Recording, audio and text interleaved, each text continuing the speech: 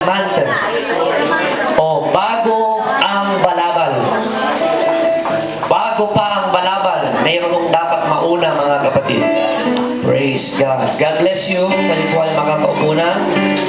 And would like to welcome everybody to the Holy Church of Jesus Christ. Amen.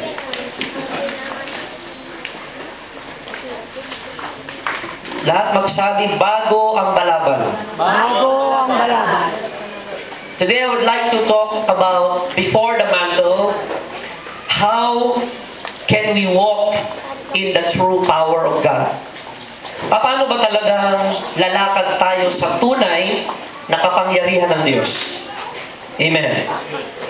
Sa panahon po ng Biblia, or in the ancient times, ang balabal po, it was an outer cloak used for additional covering and warmth.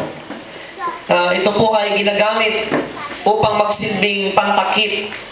Lalong-lalo na po sa gabi, ito po ay nagsisilbi ring kumot, mga kapatid. Ang balabal po, it was essentially the only blanket a person has.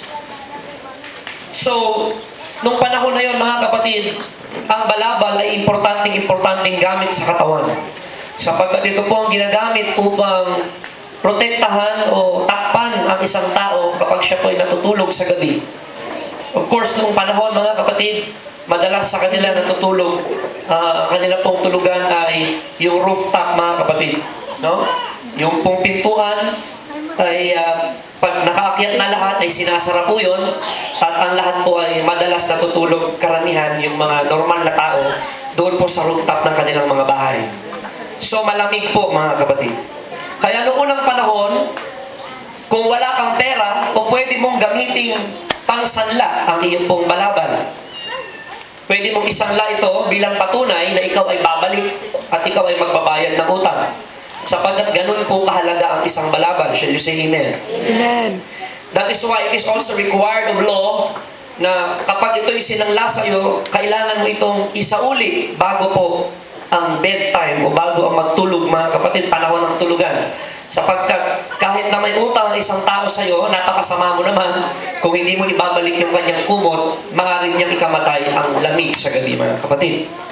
And so, the blanket is very, very important. Shall you say amen? The idea of something that covers in the natural is also the idea of a mantle in the spiritual.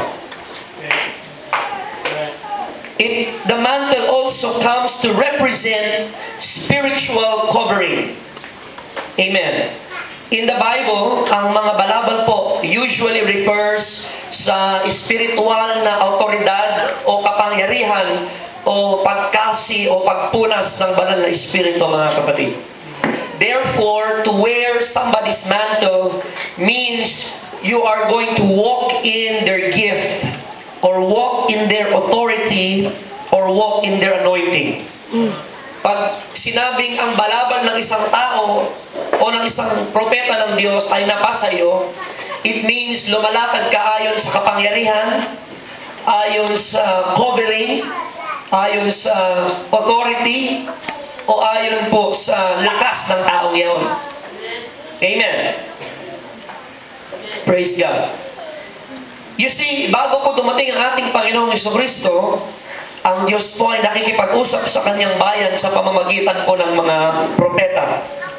In those days, ang salita ng propeta ay katumbas po ng salita ng Diyos mismo, mga kapatid.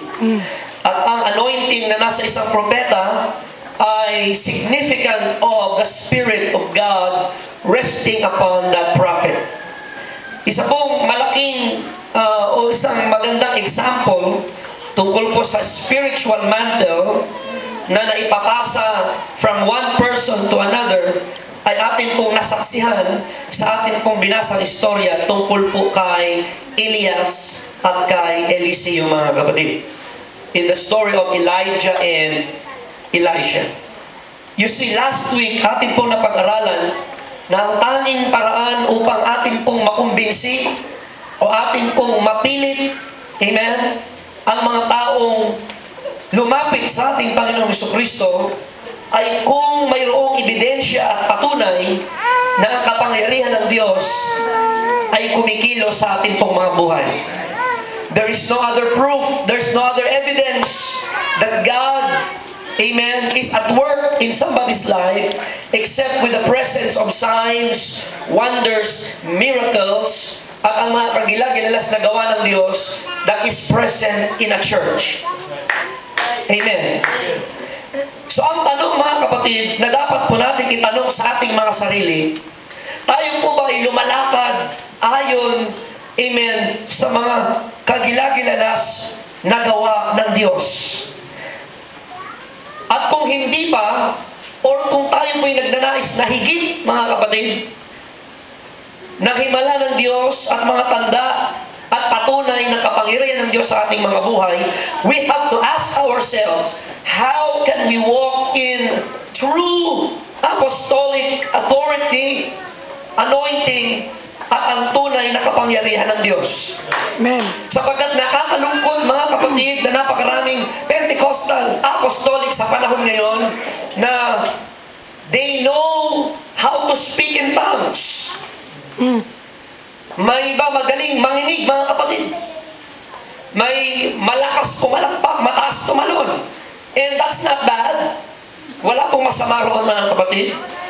Ngunit ang masama ay if we equate the noise with the true power of God. Sometimes many churches are noisy but powerless. Hindi ibig sabihin na maingay, na may gumugulong, umaakit sa mga pader, mga kapatid, na meron ng kapangyarihan ng Diyos. Sometimes, nakasanayan na rin. You see, I would like to repeat the statement that I made last week. I believe that speaking in other tongues is the initial evidence of the Holy Ghost. I believe that.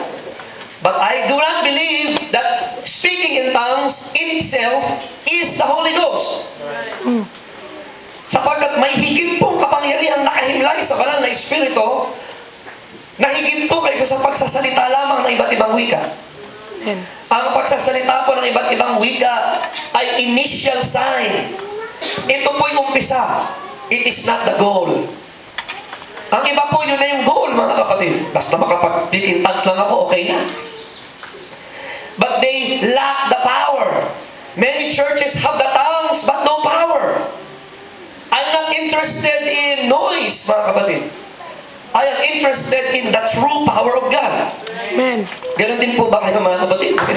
Because tongues does not save anybody, but the power of God Amen. saves. Amen. The tongues does not heal, the power of God heals. Amen. Amen. And so, we need the Holy Ghost. And with the Holy Ghost is the speaking in tongues. Praise God. Amen. Ang tanong ko muli sa bawat isa sa atin ay the same question that I ask myself. How can I walk in the true power of God? Yun po ang aking pong desire, mga kapatid. How can we have the supernatural power of God work in our lives? Tell others to follow the same Jesus Christ that we follow. And so meron pong mga prinsipyong ating matututunan, mga kapatid, in this story of Elijah and Elisha that will reveal the secret how to walk in the true power of God. Palakpakan muna natin ang Panginoon.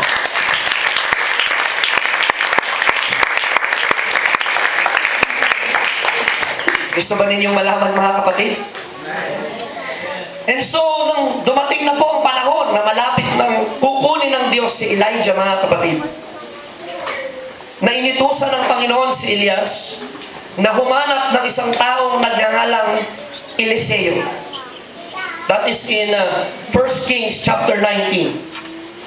Ang sabi ng Panginoon kay Elias, iyong pahira ng langis o buhusan ng langis si Eliseo, sapagkat siya ang susunod na propeta ang kapalit mo. Noong mga panahon na yun, mga kapatid, meron pong tinatawag na School of the Prophets or Sons of the Prophets. Ito pong School of the Prophets ay parang Bible school, mga kapatid. dito po pinag-aaralan ng mga anak ng mga propeta ang mga pamamaraan kung paano maging propeta. Paano magdamit, kagaya ng isang propeta. Paano magsalita, mga kapatid. Paano umarte ang isang propeta. Pinag-aralan po nila ang batas at ang scriptures, mga kapatid. The Bible of their day. And they try to learn everything that they can about being a prophet. Paano bang maging propeta, mga kapatid? Amen. But it is interesting to note why God did not choose from any of the sons of the prophet to replace Elias to be the next prophet of Israel. Sa dinami-dami na nag-aaral na maging propeta, ng mga anak ng propeta, hindi sila ang pinili ng Diyos. Ang sabi ng Panginoon kay Elijah, pumunta ka sa isang taong nagngangalang Eliseo at siya ang iyong pahiran ng langis sapagkat siya ang susunod sa iyo. May nakitang special quality, mga kapatid, ang Panginoon kay Elisha kung kaya siya po ang pinili ng Diyos.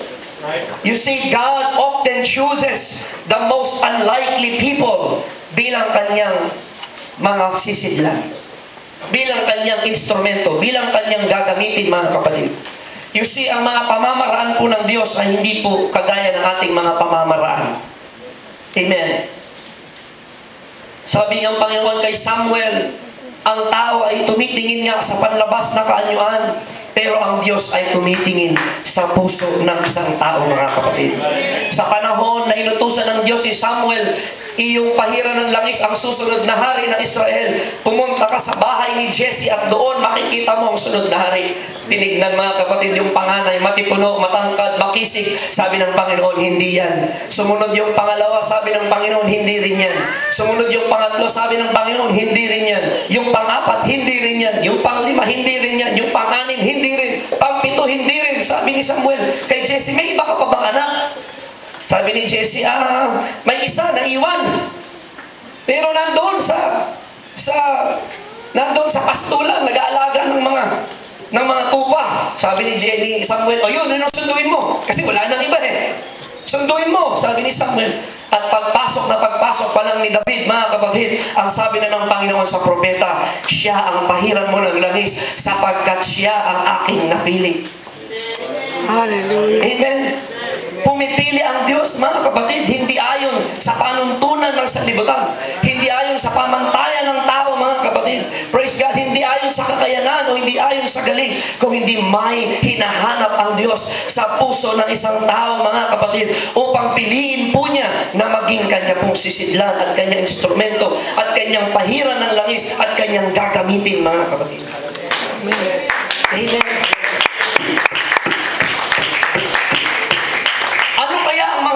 Nakita ng Diyos kay Eliseo kung bakit sa dinami-dami ng mga nag-aaral ng Bible school, mga kapatid.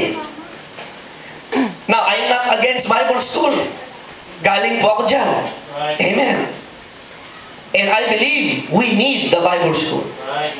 Pero ang ibig ko lang pong sabihin, mga kapatid, hindi porke ang isang tao ay makisig at matipuno at mukhang gagamitin ng Diyos, ay gagamitin na siya ng Diyos. Amen.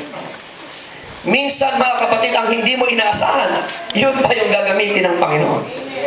Amen. And so I encourage the young people of this church, go to Bible school. But the Bible school will not make you a servant of God. What makes you a minister, what makes you a servant of God, what makes you a child of God is not kung saan ka graduate, o anong iyong natapos, o anong iyong kaalaman, kung hindi nakatingin ang Panginoon sa quality ng ating puso, mga kapatid. Nakatingin ang Diyos kung anong laman ng ating pong puso, kung ano pong laman ng ating mga desire, mga kapatid. Amen. Praise God. And so, meron po ako nakitang tatlong pag-uugali kung bakit pinili ng Diyos si Eliseo, mga kapatid. Gusto po ba ninyong piliin ng Diyos? Amen. Sapagkat sa mga tinawag, meron bang pinili? Amen. Sapagkat sabi ng Bible, many are called, but few are chosen. Ibig sabihin, maging sa mga tinawag na ng Diyos, tayo lahat ay tinawag na ng Diyos. Meron pa talagang inihiwalay ang Diyos at special yun. I would like to encourage this church na wag po tayong makontento bilang tawagin lang ng Panginoon, mga kapatid. Wag tayong maging kontento na madinig lang ang tinig ng Panginoon. Amen. Atin pong pakanasahin, hallelujah, na tayo po'y maging bahagi ng mga pinili ng Panginoon, na itinalaga ng Diyos, na gagawa ng mga isa kanila ginalas na bagay para sa kanyang pangalan. Amen. I'm not contented just to be called. Nais kong piliin ako ng Panginoon. Amen. Hallelujah. Sapagkat yung mga tinawag, mga kapatid, naroon lang po yung doon sa mesa, sa dulang. Maganda na ang kalagayan. Pero mas maganda talaga yung kalagayan noong mga pinili. Bakit? Ang sabi po ng Biblia sa Amos, ang mga pinili ng Diyos ay pinagpapahayagan ng Panginoon ng kanyang pong mga lihim. Yung mga sikretong bagay na hindi niya basta-basta ibinibigay, mga kapatid, sa karamihan ay kanya pong ipinauunawa doon po sa mga malapit sa kanyang puso. Nais ko pong hindi lang basta maging bahagi ng bahay ng Diyos. Nais ko pong maging mas mapalapit pa sa Panginoon. Hallelujah. Na maging bahagi, mga kapatid, ng kanya pong pinili. Gusto nyo ba yan, mga kapatid? Tatlong ugaling na nakita ko kay Eliseo, kaya siya pinili ng Panginoon. Una, si Eliseo po ay committed, mga kapatid. Elisha was committed. Nang si Elias Boy, pinatungan siya ng balabal. Ibig sabihin nun ay, magmula ngayon, ikaw ay susunod na sa akin.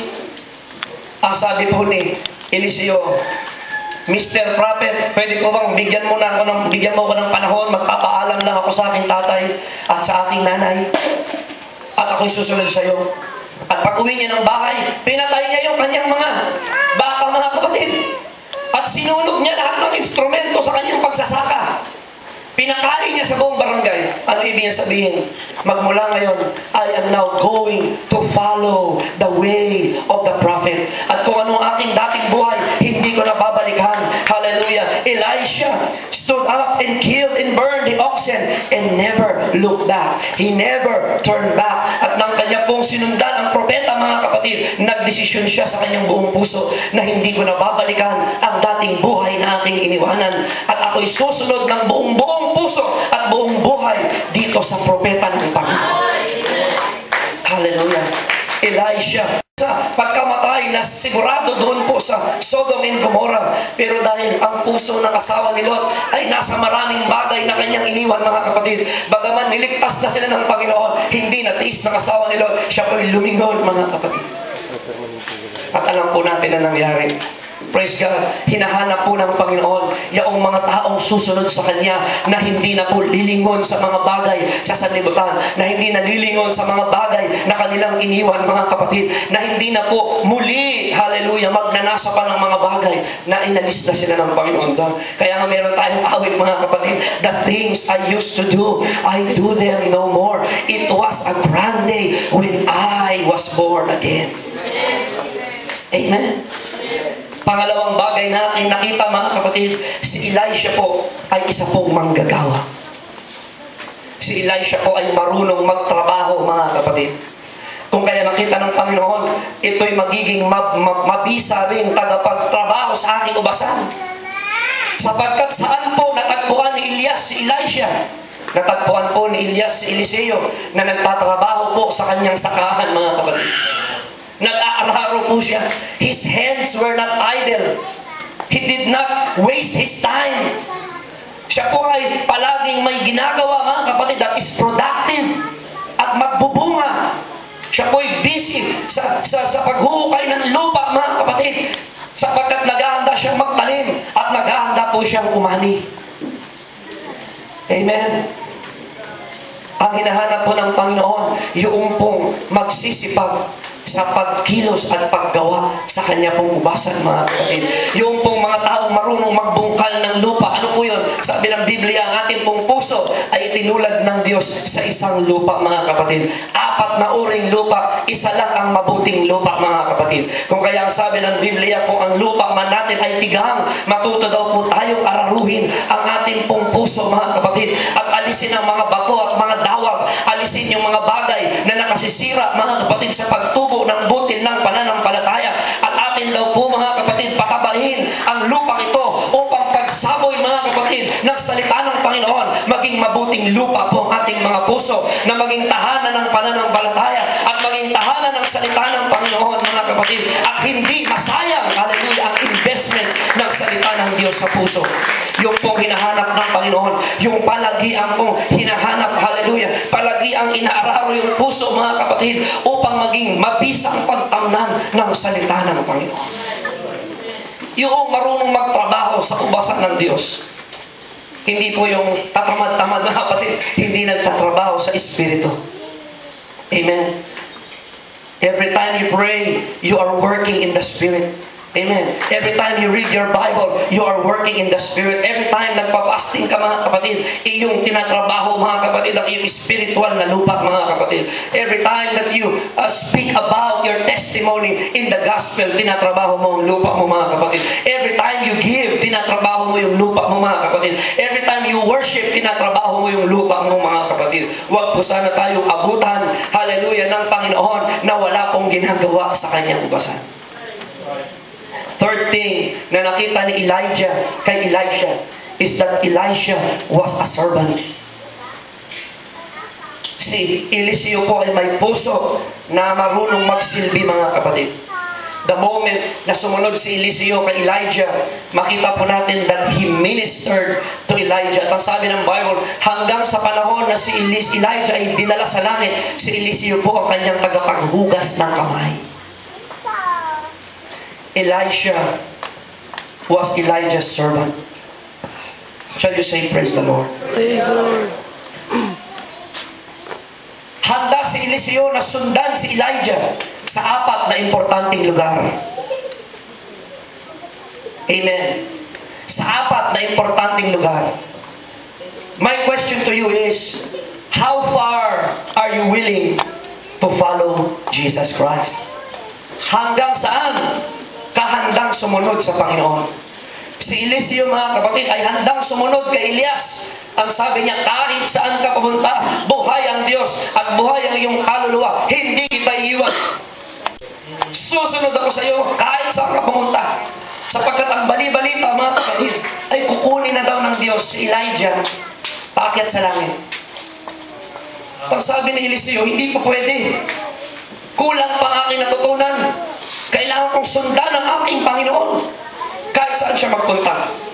So ang sabi po ni Elijah, mga kapatid, kay Eliseo, inutusan ako ng Panginoon na pumunta sa Gilgal. Dito ka lang. Ako lang ang pupunta. Nakikinig ba kayo, mga kapatid? Sabi ng Panginoon kay Eliseo, dito ka lang. Huwag kang susunod kasi inutusan ako ng Diyos pupunta doon sa Gilgal. Sabi ni Eliseo, mga kapatid, hindi. Kahit saan ka magpunta, susundan kita. Buhay ang Panginoon, buhay ang aking kaluluwa. Hindi kita iwanan. Walang magawa, mga kapatid, si Elijah. Sunod po, mga kapatid, si Eliseo. Tiga-bit-bit ng mga gamit, tagapaghugas ng kamay. Now, I looked up Gilgal and I found out na sa Gilgal pala, mga kapatid, dito po pala tinuli yung mga anak ni Israel na pinanganak sa ilang. Amen. Dahil sila'y pinanganak sa wilderness, hindi po sila natuli, mga kapatid. At ang sabi ni Joshua, bago kayo papasok sa lupang pangako, kailangan kayo'y matuli. Why? Sapagkat ang pagtutuli, mga kapatid, is a picture of covenant. A cutting away of the flesh. Amen. Bago sila papasok sa promised land, sabi po ni Joshua, kailangan kayo'y tuliin. Ay sabi ni Elijah, ako'y pinutusan ng Panginoon sa Gilgal. Why? Because Gilgal is a place of cutting away the flesh. Bago pala tayo makalakad, mga kapatid, amen, sa balaban ng ating Panginoong Jesucristo, we must deny and turn our back on the work of the flesh. Sabi po ni Pablo, I die daily. Praise God. Sabi po ni Pablo, mortify ye your mortal bodies and pick up your cross and follow Christ, mga kapatid. Araw-araw atin daw talikdan ang mga gawa ng laman at susunod tayo, mga kapatid, sa atin pong Panginoon. Amen. Gilgal is a place to cut away the flesh. Handa ka bang sumunod hanggang sa Gilgal, mga kapatid?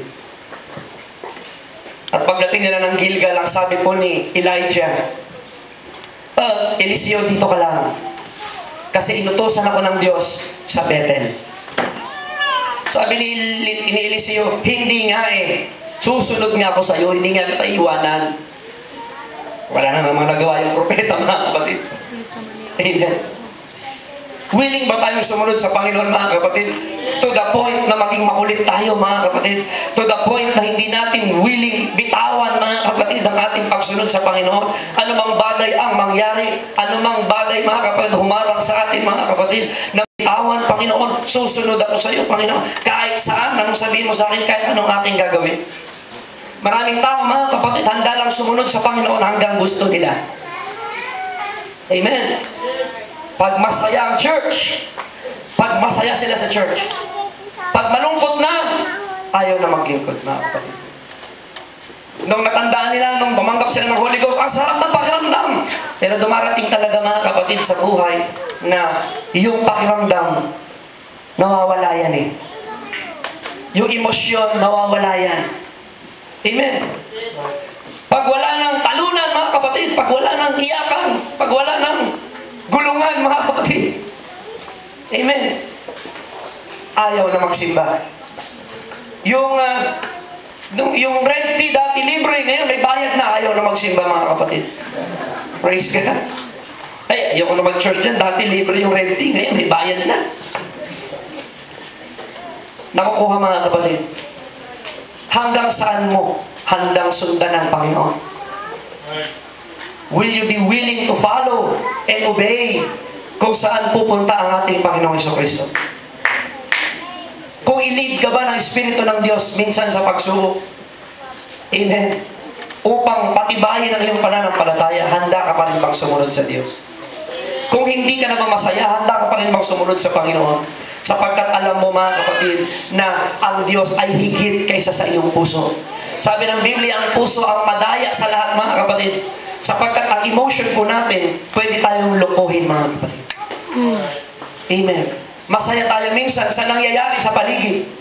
Kung kaya sabi ng Diyos, hindi sapat na maging happy tayo. Dapat meron po tayong kagalakan ng Espiritu Santo, mga kapatid.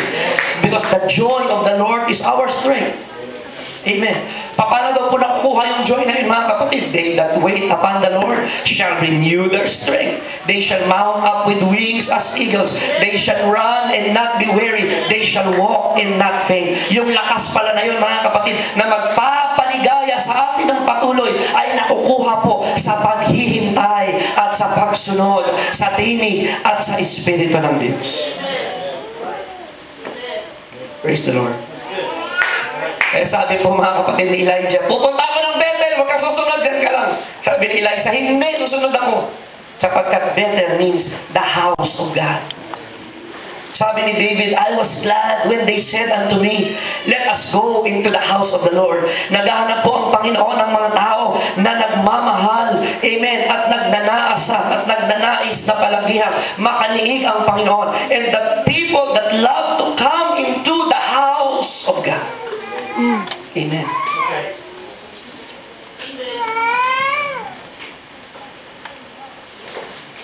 Sunod, mga kapatid, ang sabi ni Eliseo, ay ni Elijah, o sige, inutusan ako ng Panginoon, pupunta naman ako sa Jericho. Sabi naman, mga kapatid ni Eliseo, Jericho, sama ako dyan. Hindi nga pwede, dito ka lang. Sabi ni Eliseo, hindi nga po.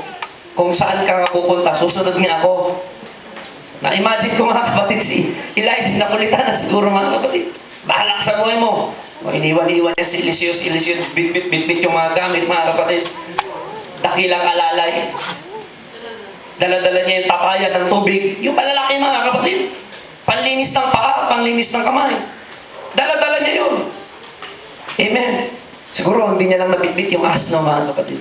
Hila-hila niya siguro yun. Can you imagine? He is learning to be a prophet, pero tiga-bitbit siya. Habang yung mga sons of the prophet naman, mga kapatid, pinag-aaralan yung asta ng isang propeta. Pero hindi sila ang pinili ng Diyos. Ang pinili ng Diyos yung marunong pong magsilbi, mga kapatid. Hindi po yung taong naghahanap na pagsisilbihan, kung hindi yung taong marunong magsilbi. Amen. Bakit sa Jericho? Sapagkat ang Jericho po ay yung lugar na unang nagwagi ang mga Israelita paglabas po nila sa Egypt, mga kapatid. Di po ba? Ang Jericho po ay isang lugar ng pagsunod. Why? Sapagkat sabi ng Panginoon, ikutan ninyo yung Jericho, huwag kayong maingay, walang magsasalita, hindi ko mambibig sa loob ng 6 na araw. Umikot ng 7 beses sa kada isang araw. Tama? Walang tanong-tanong. Sunod! Siguro may nagtanong kay Joshua, bakit pa tayo iikot pa? Sabi ni Joshua, shut your mouth. Utos ng Panginoon, walang madaldal, walang maingay. Kasi minsan nakasira sa church yan, mga kapatid. Yung madaldal ba? Amen? Sabi ng Panginoon, kung susunod ka, sunod. Walang daldal-daldal. Walang tanong-tanong. Walang reklamo. Sunod! Imagine mo siya, naglalakad mga kapatid, paikot-ikot doon sa pader. Ano ba itong ginagawa natin dito? Pero sabi ng Panginoon, walang madaldal. Sa Jericho nangyari yung mga kapatid. Amen? Pagkatapos ng 7 araw, sabi ng Panginoon, ngayon, magsalita kayo. Lahat ng isigaw nyo, sigaw nyo na. Amen. At doon po nabuwal yung pader, di po ba mga kapatid? Sa Jericho, ito po'y lugar ng pagsunod. Handa ka bang sumunod sa Panginoon? Maging sa punto o sa lugar na kailangan mo siyang sundin ng walang pagtatanong, walang pag-aalinlangan, at walang pagreklamo. Handa ka bang sumunod sa Panginoon sa lugar na yon, mga kapatid? And lastly, sabi po ni Elias, ayoko pong magtagal ngayong umaga, mga kapatid, sa pangangaral. Kaya ang sabi po ni Elias, mga kapatid, isang oras na yata ako nagsalita. Sabi po ni Elias, eto, Eliseo, last na to ha. Dito talaga hindi ka na pwedeng sumama talaga. Dahil ako, tatawid ako doon sa Jordan. Tatawid na ako doon sa ilog ng Jordan. At kukunin na ako ng Panginoon. Sabi ni Eliseo, dapat sama ako dyan. Kulit no, parang hindi nakaintindi, no? Sama ako dyan. Sabi ni Eliseo, kukunin ka na pala eh. Di dapat makapagbabay man lang ako sa'yo. Sabi ni, bahala ka. No? So, umalis mga kapatid si Elias. Why? Sapagkat in Jordan, ito po ay panahon, mga kapatid, na sila po ay pupunta na sa kabilang ibayo. Kung inyong maalala, sa Jordan, sa kabila po nun, nandun ang lupang pangako, mga kapatid. Amen. Amen. Marami po kasing Kristiyano handang sumunod sa Panginoon sa Bethel. Oo, magaling magsimba, mga kapatid. Pero wala silang Jericho. Wala silang victory sa buhay. Amen. Bakit ganun, Panginoon? Simba naman ako ng simba. Bakit? Walang pagsunod. Nagsisimba ayon sa gusto, mga kapatid. Papakita kong gusto. Pag masamang pakiramdam, ayaw. Magbibigay kung meron. Hindi magbibigay kung wala. Amen. Konti na lang amen na. Magpapasting pag gusto. Hindi magpapast pag ayaw. Magpapasting pag hindi nagugutom, hindi magpapasting pag gutom. Amen. Magpipray lang kung may time. At hindi magpipray kung walang time. Mas maraming pagkakataon, walang time. So, mas maraming pagkakataon, hindi nagpipray. Amen, mga kapatid. Ang sabi ng Panginoon, you have to go beyond going to church. You have to live your life victoriously, even if you're not in the house of God. You need a Jericho in your life. Na matuto tayong magtagumpay, mga kapatid. Wala si pastor, walang nakatingin, mga kapatid. Amen. Pero ang buhay mo, kaya mong pagtagumpayan ang mga hamon sapagkat kaya mong sumunod sa Diyos even in the place of victory. Nakuha, mga kapatid. May mga kapatiran na pag walang tiga-encourage sa kanila, discourage na. Kung walang mag-text na pumunta tayo sa simbahan, hindi pupunta. At pag birthday at hindi mo dinalaw, mga kapatid, nagtatampo. May sakit pa naman ako, di man lang ako nadalaw ni Pastor. Ayoko na lumabas na ospital na to. Ayoko na mabuhay pa. Mga kapatid, ano? Pero nung di makahinga, oxygen, oxygen, oxygen.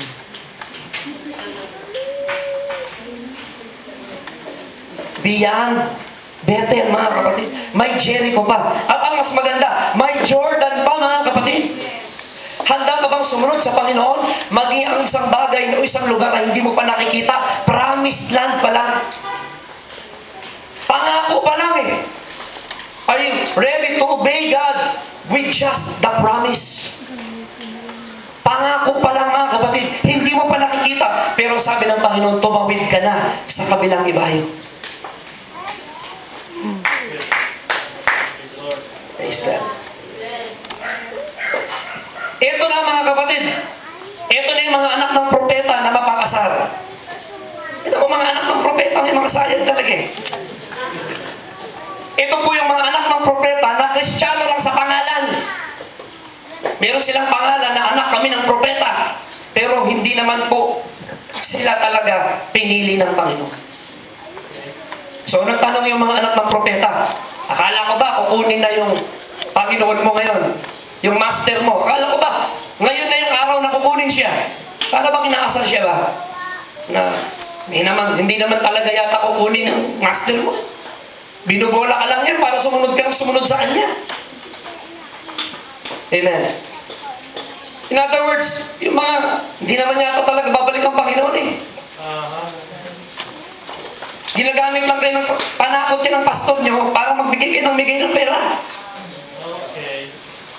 Yung mga critic ba mga kapatid? Amen? Daming application nito mga kapatid.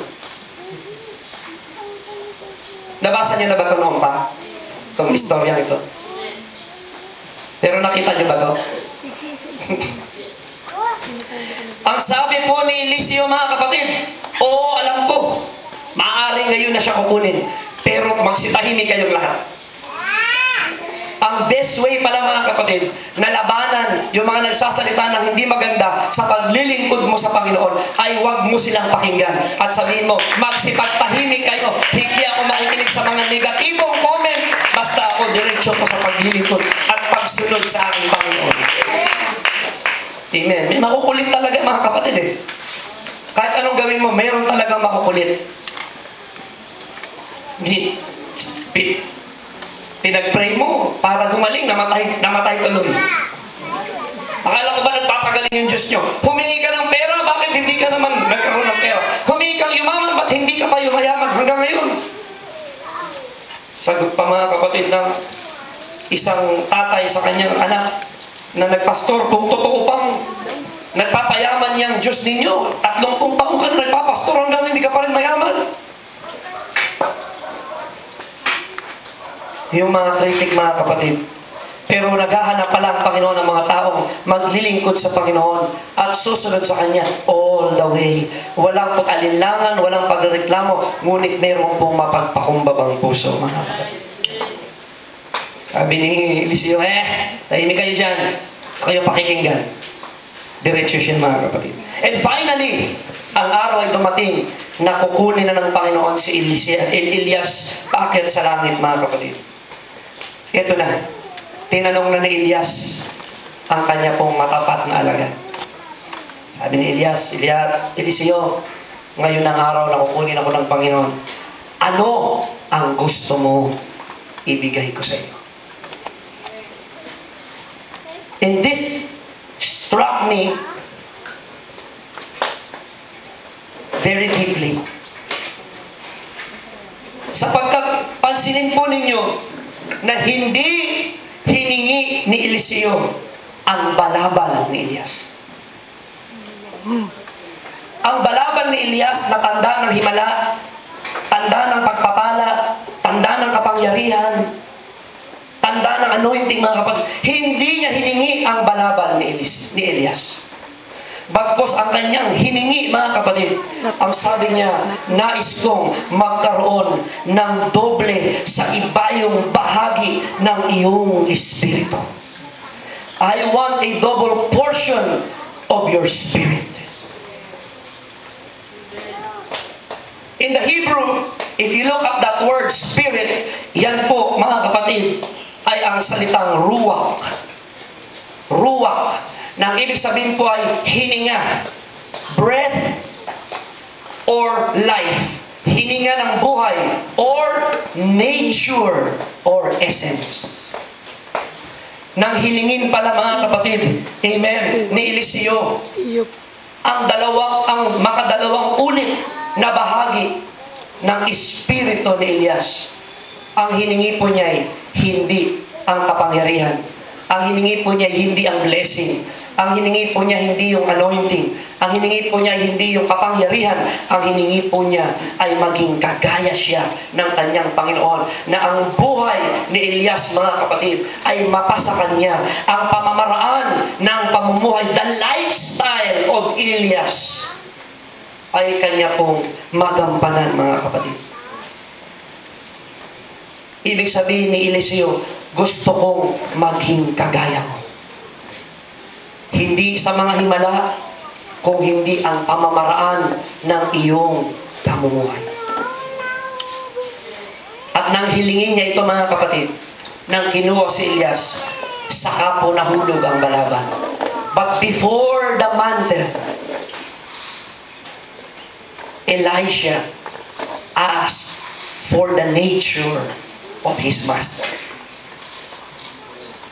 At nang mahulog ang balaban, mga kapatid, tunay nga na nangyari ang double portion sapagkat ang record ng Bible, higit na dobleng mga himala ang ginawa ni Eliseo kumpara kay Elijah, mga kapatid. At ang huling himala ni Elias na hinapak po yung Jordan River sa gitna at sila'y lumakad sa tuyong lupa ay ang una namang himala na ginawa ni Elisha, mga kapatid.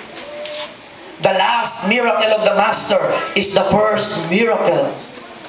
Ibig sabihin, yung pinagtapusan ng kanyang Panginoon ay kanya lamang pong umpisang level, mga kapatid. Sabi po ng ating Panginoon, kung susundin natin siya, sabi niya, higit pang mga dakilang bagay ang ating gagampanan sapagkat siya daw po'y patutungo sa Ama at ipadadala sa atin ang kanyang banal na Espiritu.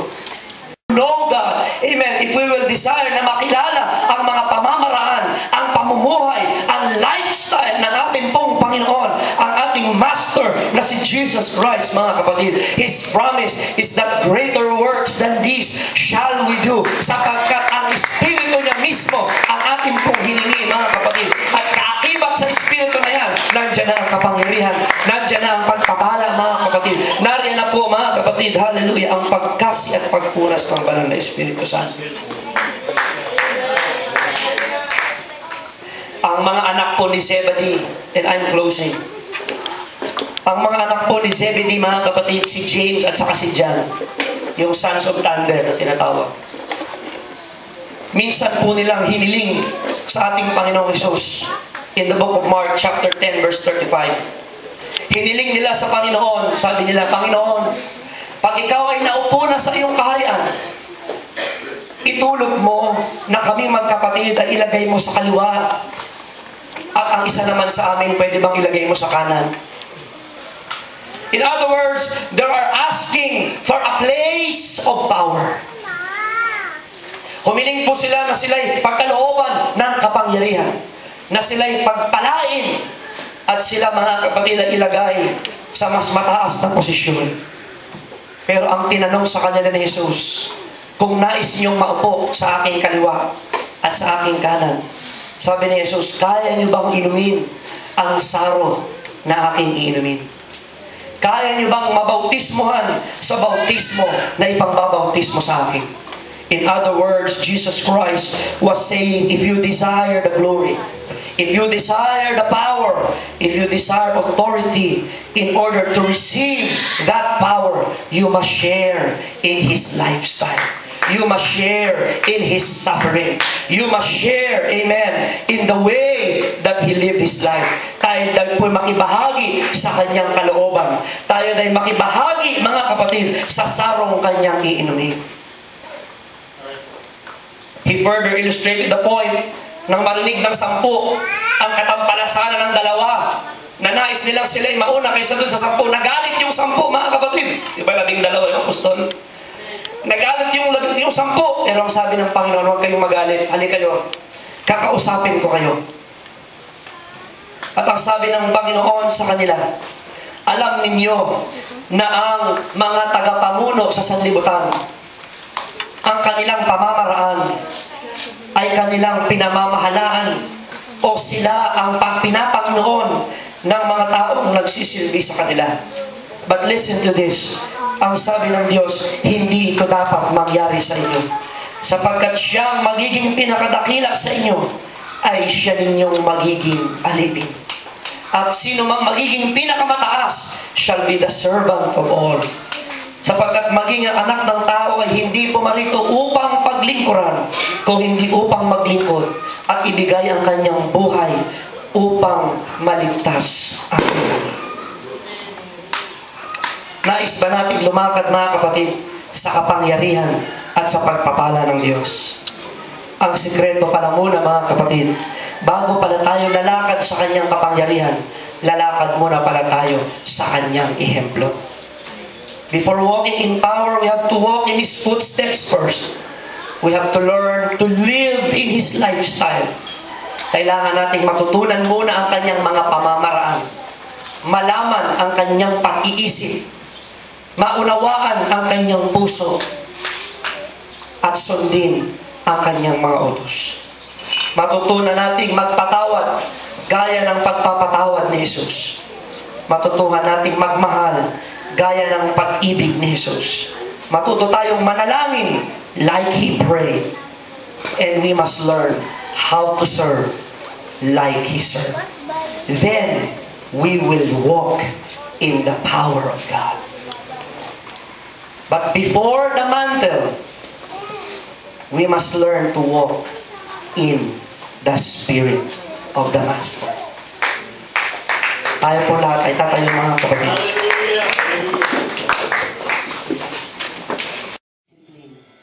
Of the Master. Na ang buhay mo daw ay susunod ayon sa disiplina niyang iyong sinusundan. And I've looked at my life and I found out na hindi malayo pa ako, mga kapatid, sa pagiging kagaya sa aking Panginoon.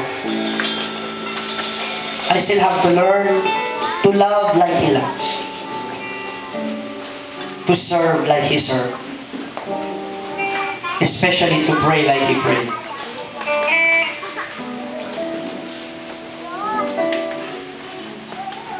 And I've told God in prayer, sometimes hindi importante kung ilan na ang bulag na nakakita. Minsan, higit kaysa sa mga pilay na nakalakad o higit sa mga kaluluwang nadala mo sa Panginoon. Sometimes the question is, are you following the discipline of Jesus Christ? Because then and only then will you be called a disciple. Alagad, tagasunod ni Kristo. Kung ang buhay ni Kristo, mga kapatid, ay ang ating ehemplo at ating ding nilalakaran. This morning, I don't want any fancy thing to happen. I would just like you to open your heart and listen to the voice of God. Sapagkat tinawag na tayo ng Diyos, pero nais tayong piliin ng Diyos na umangat sa isang uri ng pamumuhay kagaya ng pamumuhay ng ating Panginoong Jesucristo, mga kapatid. Na matutunan po nating harapin at sundin ang kanyang kalooban higit sa anumang bagay. At ating pag-aralang matutunan at isagawa ang buhay na kanya pong ipinakita sa atin. Hindi po niya ito gagawin o hindi po niya ito ginawa kung imposibleng gawin, mga kapatid. If it was impossible to live like Him, He wouldn't have come down and lived among us. Pero pinakita niya sa atin, posible. It was possible to obey the Father's will. It was possible to love unconditionally. It was possible to forgive even those that is unforgivable. It was possible to have power with God. Because it was possible to pray like He prayed. This morning, as you kneel down and pray, for the next 5 or 10 minutes or so, I would just like you to ask yourself, hanggang saan ko ba kayang sundin ng Panginoon? How far am I willing to go to follow Christ? Am I a disciple of Jesus Christ? Or am I a disciple of my own will? Because ultimately, that is the question na haharapin mo pagharap mo sa Diyos. Ikaw ba ay aking alagad? Or did you obey your own will? This morning, as we all kneel down to God,